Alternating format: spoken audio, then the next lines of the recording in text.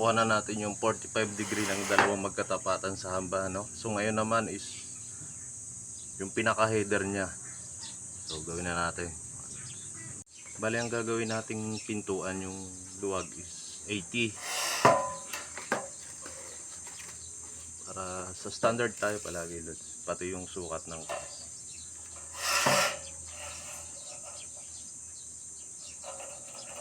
Yan, kumuha na tayo ng 80 para sa header. Yung mga tubular mga Lods is ginamit ko sa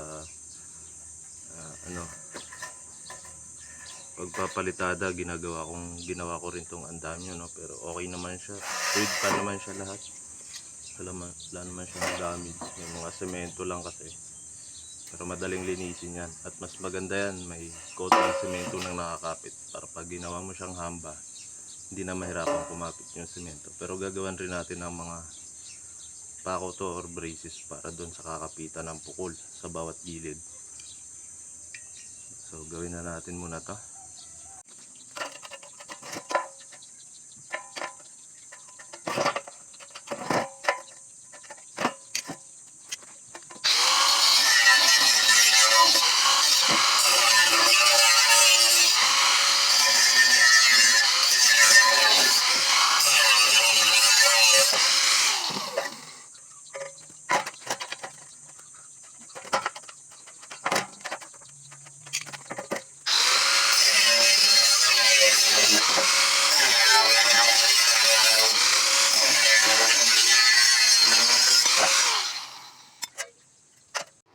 So, nakat na natin lahat ng 45 degree, no? So, ngayon magtatak na po tayo. Tatak na po natin yung header natin din doon, yung dalawang pababang.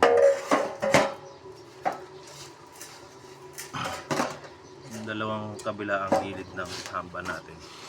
Guys, huwag niyong kakalimutan ang eskwala pag bubuo kayo.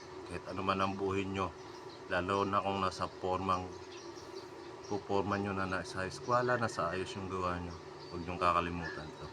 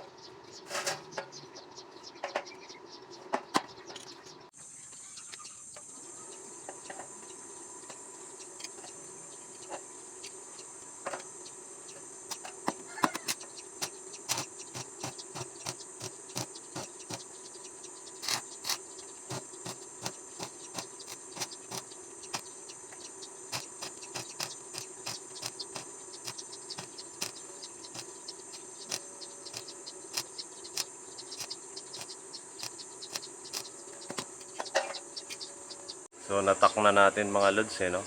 Kaya ang kailangan natin, magbe-brace tayo rito. Para pag kinabit mo ron, yun yung kakapit mo sa pader, sa kabilaang pader. Yan, magbe-brace tayo dyan, kabilaang pader. Para dun mo ipako na lang or yan. Then i-spot mo na lang dun sa pader na yan. Para makuha mo yung kadiretsuhan. Tsaka hindi rin gumalaw yung eskwalado nating hamba. So now loads, this is it. Nakabit na natin yung hambang ginawa natin, no? So ang ginawa lang po natin is yung mga horizontal is hinanap natin, then hininang sa bawat tubular. Ayan.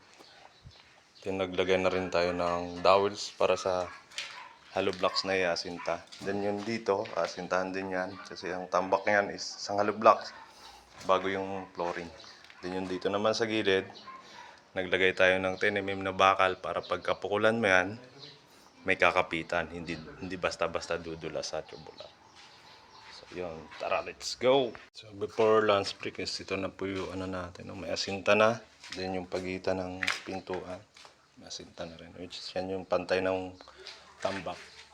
Then yun, pupukulan na natin. So, pati yun dito, dinamin na natin ng asinta. Mamaya, plastering na tayo. Tapos ng buong maghapon. So, ito na yung ano natin, yung hambang kinabit. May plastering na yan. Then yung kabilang gilid is wala pa kasi. Kapiraso lang naman yan. Then ito naman yung pinakaloob. Yan, nakantuhan na natin. Then meron na ring header. Pinakaloob. Then yung dito, nag-plastering din tayo dito.